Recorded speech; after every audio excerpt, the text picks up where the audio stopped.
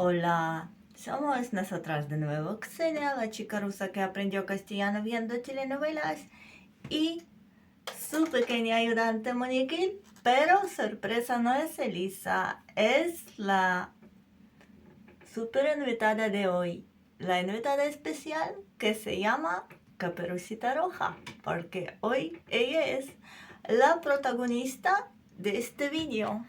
Y como podéis ver, vamos conjuntadas. Ya me he puesto un vestido de color que se parece bastante al color de la capa de la Caperucita Roja. Observaos. Bueno, pues esa encantadora joven os va a contar hoy su historia y todo lo que tiene que ver con los cuentos de Caperucita Roja, porque como siempre, no todo es tan simple como parece.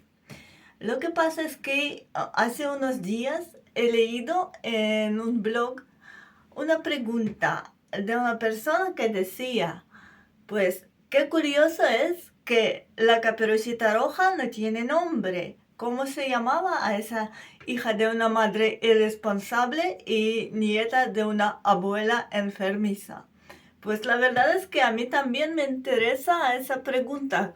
¿Cómo se llama la Caperucita Roja? Pues ahora mismo vamos a descubrir ese secreto. Pero antes os quiero mostrar su cesta, el contenido de su cesta. Aquí lleva las medicinas para su abuela y una botella de vino con una tapa en forma de cabeza de lobo. O sea, nuestra Caperucita no es tan, pero tan ingenua e inocente.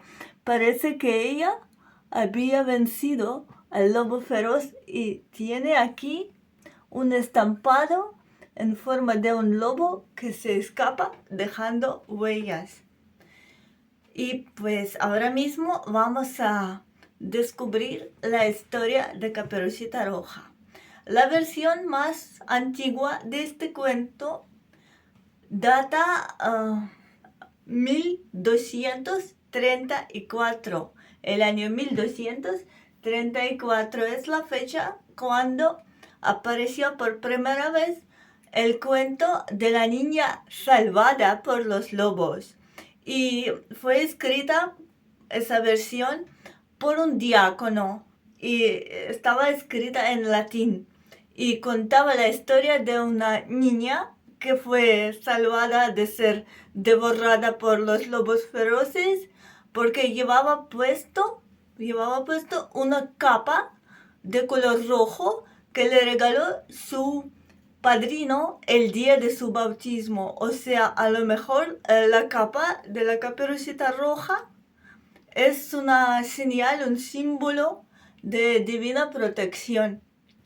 Pero luego ese cuento iba mudando, cambiando, adquiriendo detalles y perdiendo otros detalles.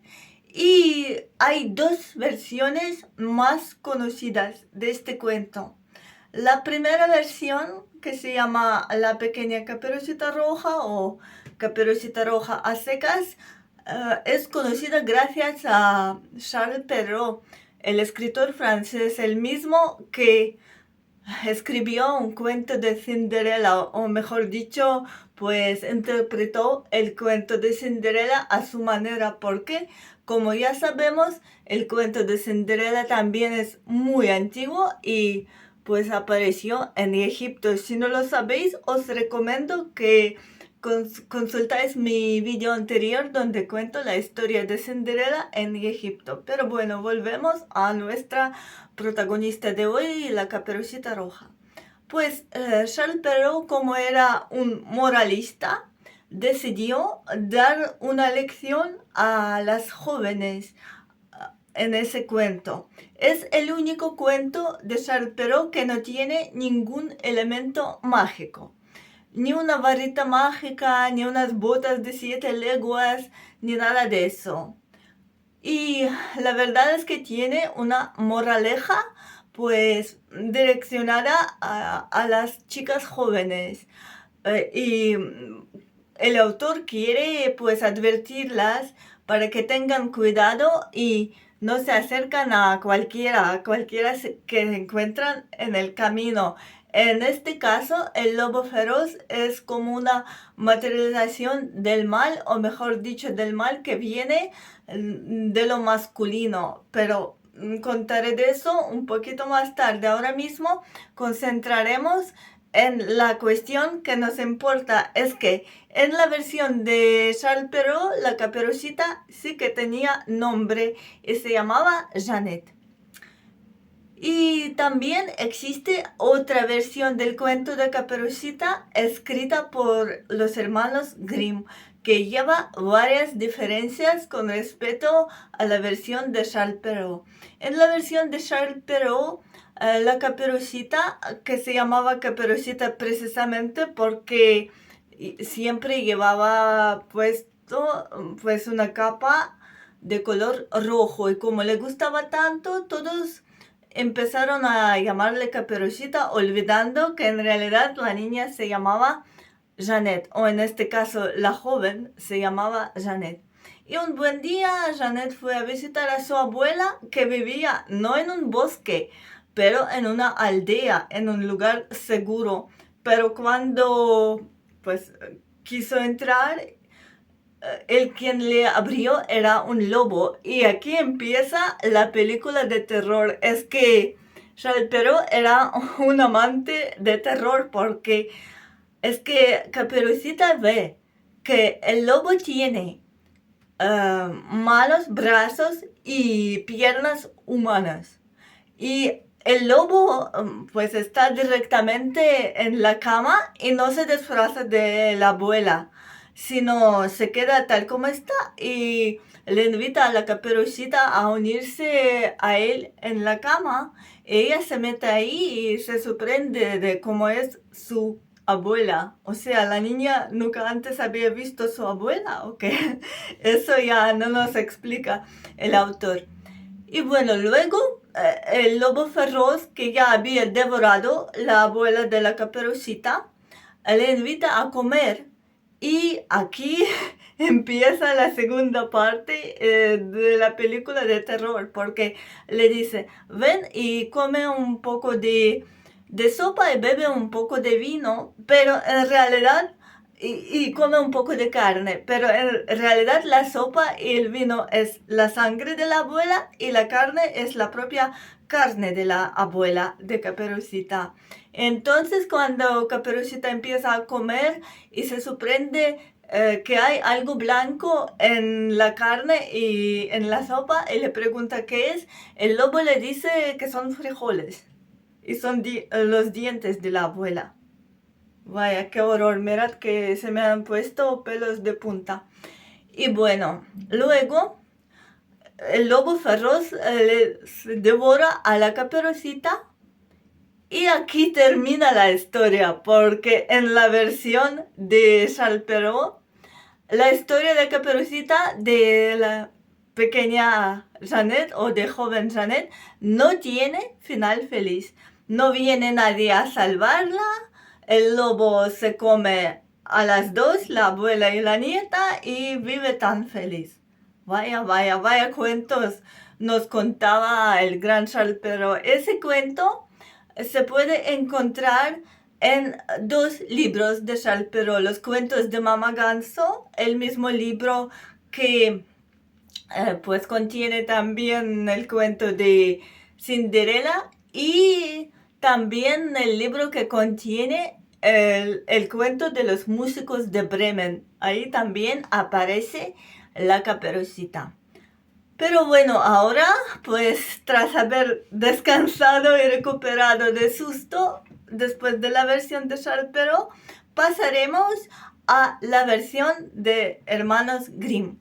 La verdad es que esta vez los hermanos Grimm han decidido evitar todos los terrores que han encontrado en el cuento de Charles Perrault. Y como el cuento de Caperucita está basado en la tradición oral, o sea, es un cuento folclórico, pues entonces los hermanos Grimm han cambiado algunos elementos del cuento. Por ejemplo, en la versión de Charles Perrault, la Caperucita llevaba en su cesta una tarta y una botella de óleo, a lo mejor de girasol. Dudo mucho que sería el óleo de oliva. En la versión de los hermanos Grimm, ella llevaba una botella de vino, que es exactamente lo que lleva mi Caperucita Merad. Y parece que entonces mi Caperucita está más fiel a la versión de los hermanos Grimm que a la versión de Charles Perrault. Y bueno, aquí no se terminan las diferencias entre las dos versiones. En esa versión la Caperucita no tiene nombre, pero el modo de abrir la puerta a la casa de abuela es diferente y la situación de la propia casa de abuela también es diferente. Esta vez la casa está en el bosque. Sería más lógico que Charles Perrault hubiese puesto la casa de la Caperucita en el bosque, tal como su cuento está lleno de peligro y lleno de advertencias para las chicas jóvenes. El bosque es un lugar oscuro, desconocido y de alguna forma pues simboliza el peligro, pero ha pasado al revés y la casa de la abuela en la versión de los hermanos Grimm se encuentra propiamente en el bosque, en la versión de Charles Perrault pues en la aldea. Bueno, aquí no se terminan las diferencias como ya había dicho antes. En esa versión, que es la versión que todos conocemos, la Caperucita no es una joven, sino una niña. Y cuando viene a visitar a su abuela, trayéndole todo lo que le está trayendo, la comida y el vino, ve que el lobo está en la cama, pero disfrazado de la abuela, haciéndose pasar por la abuela. Es la versión que conocemos todos, ¿verdad?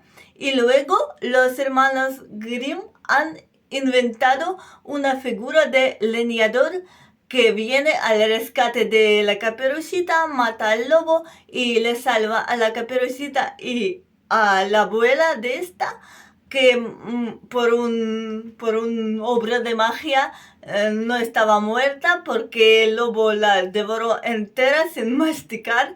Entonces se quedó viva la abuela de la Caperucita.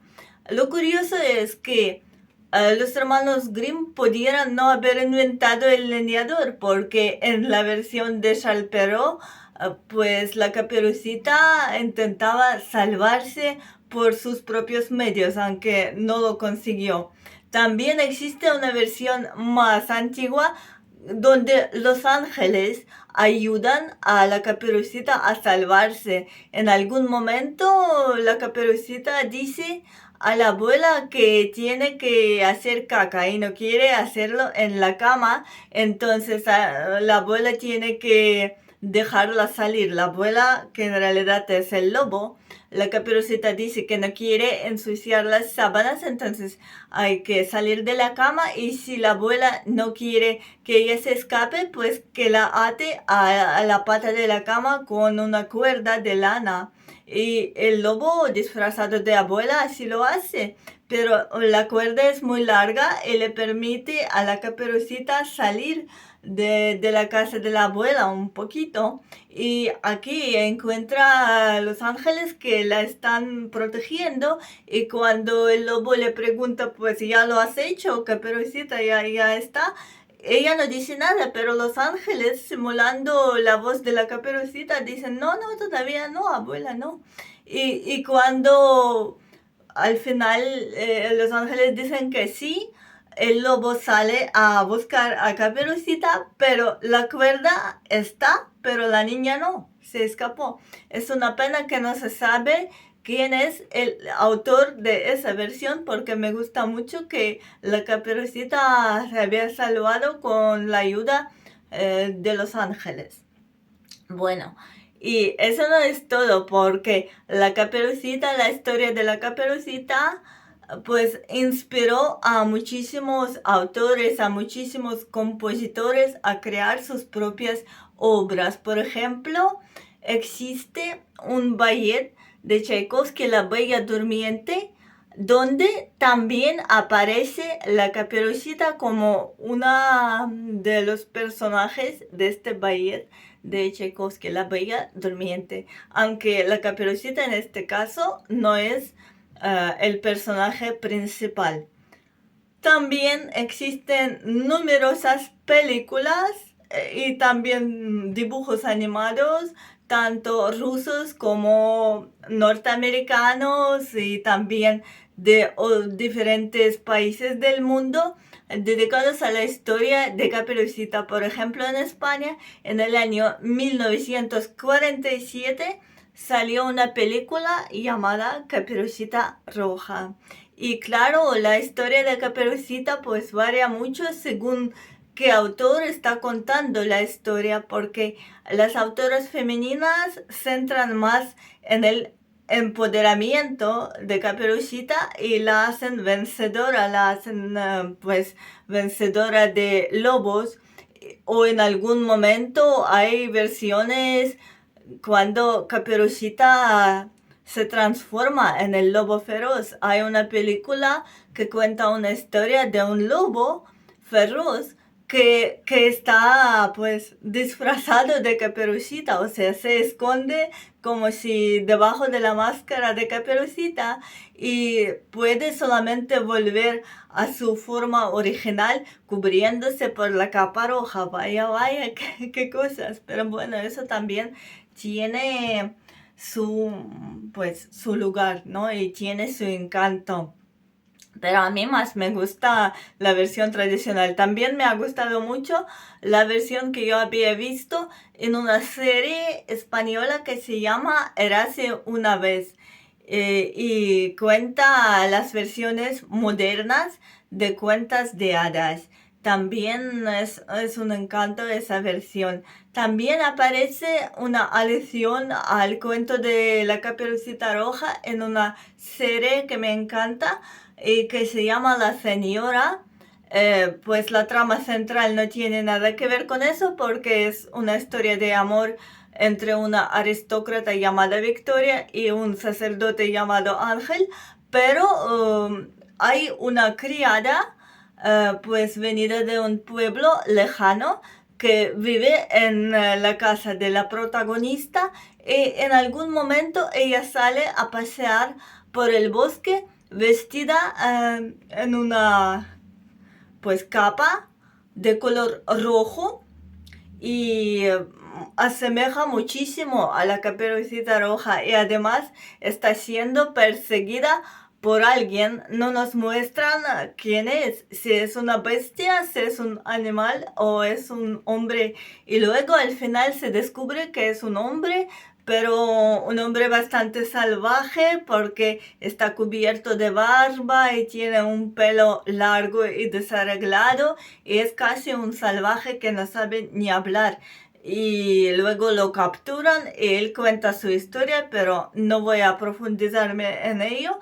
Quizá algún día haré un vídeo dedicado a esa serie, entonces os hablaré más de eso. También quisiera decir que en varios idiomas, en varias versiones, Caperucita, el nombre Caperucita suena de diferentes maneras. Por ejemplo, en alemán es como Rotkäppchen y es como una gorrita roja. Es casi como en ruso, porque en ruso la Caperucita Roja se llama Krasная Шапочка, lo que significa el gorrito rojo. En todos los demás casos, en todas otras versiones, la Caperucita es propiamente la Caperucita, la que lleva una capa con capucha, como la mía, como mi Caperucita, que es tan bonita que no me canso de mostrarosla, es preciosa. Y tiene el pelo y el pintalabios a juego con su capa. Bueno, es que la historia de Caperucita es muy interesante y estoy segura que va a dar más y más y más. Y en francés, por cierto, la caperucita se llama la Petit Chaperon Rouge, o sea, la pequeña capa roja. Ese nombre pues parece perfecto para algún café o restaurante donde las chicas pueden vestirse de caperucitas, ¿no? Para servir, para llevar los platos a los clientes. Sería una idea, pero sin alusión sexual, simplemente así. Bueno, eso es lo que mi caperucita y yo queríamos contaros hoy. Y ahora mismo vamos a decir lo mismo, pero en ruso. Здравствуйте, это снова мы, Ксения, выучившая испанский язык по латиноамериканским сериалам, и ее маленькая помощница. Сюрприз, это не Элиса, это Красная Шапочка, потому что сегодня мы поговорим об истории этой замечательной сказочной героини. И чтобы от нее не отставать, я тоже надела платье такого цвета, украшенное розой, такое же красное или даже бордовое, как у моей Красной Шапочки. Я решила сделать это видео, потому что прочитала в блоге вопрос от одного человека, который интересовался, почему же у Красной Шапочки нет имени, как же звали эту дочь безответственной матери и внучку больной бабушки. И я решила разузнать, решила найти ответ на этот вопрос. Есть ли у Красной Шапочки имя, и если есть, то какое? Так что сегодня мы с вами узнаем об этом. Но сначала покажу вам мою Красную Шапочку. Вот у нее есть корзиночка. Сейчас я отпущу. Внутри у нее есть лекарство для бабушки, но это еще не все. У нее есть вот такая замечательная красная бутылочка. Она прозрачная бутылочка, а ее содержимое красное. А пробочка в форме волчьей головы. Это нам подсказывает, что моя Красная Шапочка, похоже, не так уж проста. И у нее на платье есть такой принт. Не знаю, видно или нет, но он показывает убегающего волка. То есть моя Красная Шапочка волка напугала, тот сбежал, поджав хвост от нее. А теперь переходим к основному вопросу. Так как же звали все-таки Красную Шапочку? Выясняется, что во французской версии этой сказки у Красной Шапочки есть имя, и звали ее Жанет. Но сначала надо сказать, что самая древняя, самая первая история о девочке в красном плаще рассказана в 1234 году одним диаконом. И написана эта история на латыни, и называется она «Спасенная волками девочка». Там рассказывается история девочки, которую не стали пожирать злые волки, потому что она была одета в красный плащ, который ей подарил ее крестный в день ее крестин. То есть в данном случае красный плащ это как бы символ, наверное, божественной защиты.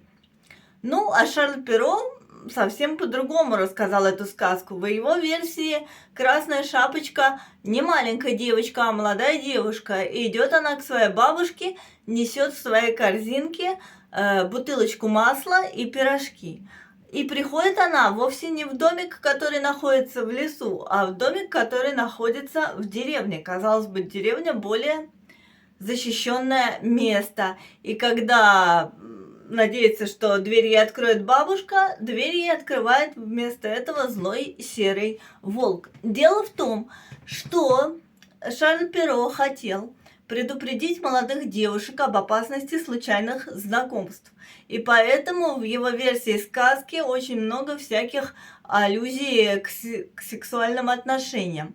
То есть, например, Красная Шапочка видит, что у волка ноги и руки человеческие. И волк в данном случае не переодет в бабушку, а вот как он есть такой антропоморфный волк, так он таким и остается. И сразу же приглашает Шапочку красную Жанет в постель, и так, когда в постель ложится, очень сильно удивляется, что у нее так странно выглядит ее бабушка. То есть девушка бабушку свою, видать, до этого ни разу в жизни и не видела.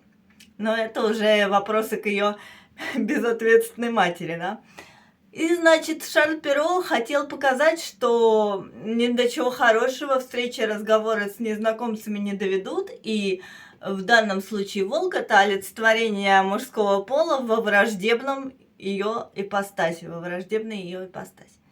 И, честно говоря, счастливого-то конца не наблюдается в этой сказке, потому что волк съедает бабушку, и уже когда он встречает Красную Шапочку, бабушку он к этому моменту уже съел. И приглашает Красную Шапочку еще и пообедать. Говорит, вот поешь супа и выпей вина.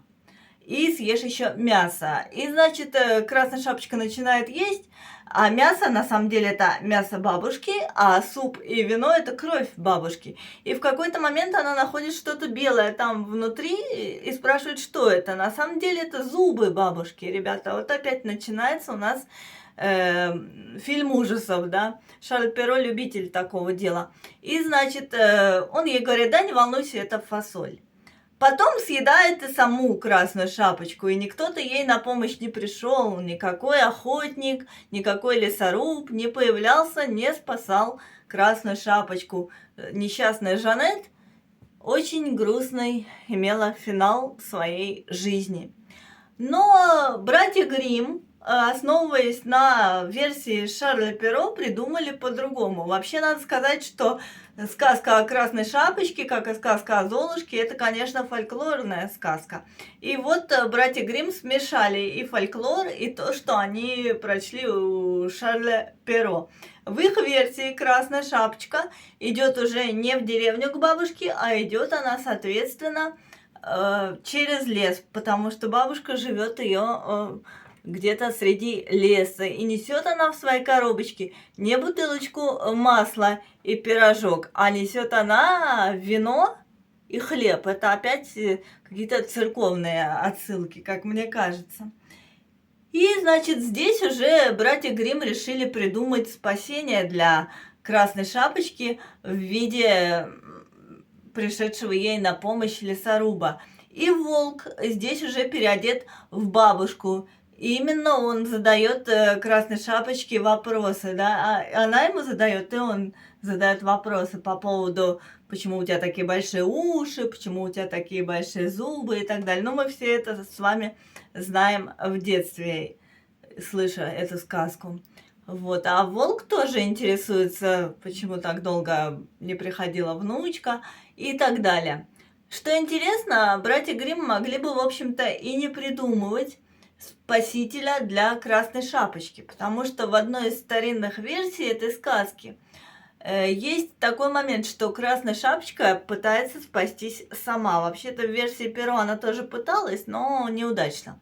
А во старинной французской сказке, на которой, возможно, и основывался Перро, есть такой момент, что она в какой-то момент говорит, я, бабушка, хочу в туалет, ты уж меня выпусти из кровати-то, я схожу в туалет, а то боюсь тут все запачкать. А если боишься, что я сбегу, ты меня к ножке кровати за ногу привяжи шерстяной ниткой. Ну и бабушка, а на самом деле переодетый волк так и делает, привязывает Красную Шапочку, она достаточно длинная, эта веревка, к которой она привязана, и она выходит, значит, в лес, чуть-чуть подальше немножечко, на несколько шагов от дома. И здесь встречает ангелов, и ангелы ее защищают. И когда волк ждет, пождет, да, Красная Шапочка все не приходит, он спрашивает, ну что, внученька, ты там как, закончила или нет? Вот. И отвечает ему уже не Красная Шапочка, а ангелы ее голосом, типа, нет, бабушка, еще нет. И когда волк наконец решает все-таки выйти, посмотреть, как там у Красной Шапочки дела, он ее не находит. Веревка есть, девочки нет. Ангелы ее защитили, ее спасли, она осталась жива. Вот такая интересная версия. Жалко, что автор ее неизвестен. Просто автор, видимо, народная сказка. Вот. А дальше тоже есть небольшая разница. Опять же, приходит придуманный братьями Гримм этот самый лесоруб, и волка убивает, Красную Шапочку и бабушку спасает, потому что волк Красную Шапочку и бабушку проглотил не жуя, видно, очень голодный был, и они остались живы. Здесь уже хэппи-энд, и спасибо большое братьям Гримм за это, потому что если бы осталась только версия Шарля Перро, то дети бы сказку эту не полюбили, а в противном случае, благодаря по большей части, я думаю, братьям Гримм, «Красная шапочка» стала любимой сказкой для многих поколений детей. И вдохновила очень-очень многих творцов, например, композиторов, таких как Чайковский, который в своем балете «Спящая красавица» в постановке Мариуса Петипа также вводит и такую героиню, как Красная Шапочка, хотя, конечно, героиня она не главная, а эпизодическая, но тем не менее. Также было снято огромное количество всяких мультфильмов и фильмов о Красной Шапочке. Например, в Испании в 1947 году был снят фильм «Ла Каперусита Роха» «Красная шапочка». Но Красная Шапочка такая героиня, что она продолжает вдохновлять, в том числе и испанцев. Например, есть такой сериал, как «Érase una vez», в котором пересказывается на современный манер старинные сказки. И мне очень понравился эпизод, где пересказывается сказка о Красной Шапочке.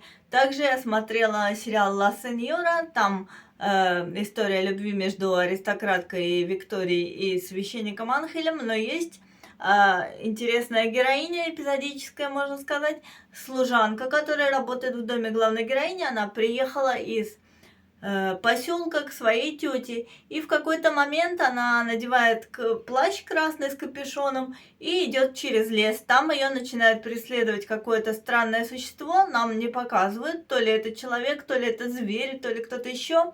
Вот, она убегает, спасается, и потом оказывается, что это одичавший мужчина, весь заросший бородой, почти который не разговаривает, вот, который пытался девушек ловить. Но наша героиня избежала, слава богу, опасности, прямо как Красная Шапочка в версии Шарля Перро. Ой, пардон, братьев Гримм. Шарля Перро как раз не избежала. Вот. И Красная Шапочка, думаю, вы знаете, есть такие конфеты у нас тоже, очень вкусные, кстати. Но история Красной Шапочки, пожалуй, на этом на сегодня заканчивается. Мы с моей Красной Шапочкой передаем вам большой привет и говорим hasta luego, hasta la próxima.